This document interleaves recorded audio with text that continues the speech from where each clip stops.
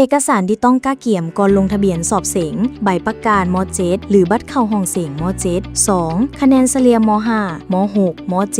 3. รูปพื้นสีขาวหรือฟ้าขนาด3x4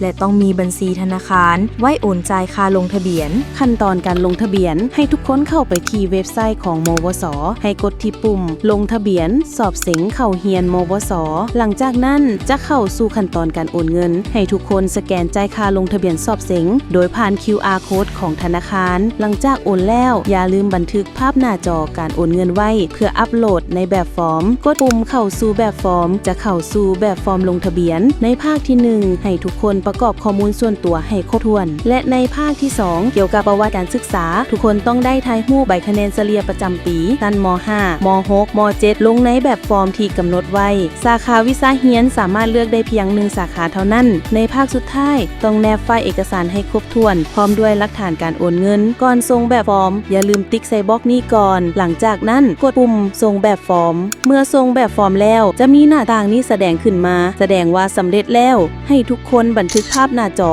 หรือดาวน์โหลดไว้ภายหลังลงทะเบียนออนไลน์สำเร็จแล้วให้นำรหัส4ตัวเลขพร้อมด้วยรูปพื้นสีขาวหรือฟ้าขนาด 3x4 จำนวน2ใบพร้อมใบประกาศจบม.7 หรือบัตรเข้าห้องสอบเสงจบม.7 ฉบับแท้มายั่งยืนรับเอาบัตรเข้าห้องสอบเสงอยู่ที่ห้องการวิชาการมวส.นับตั้งแต่มื้อลงทะเบียนจนถึงวันที่ 5 เดือนสิงหาปี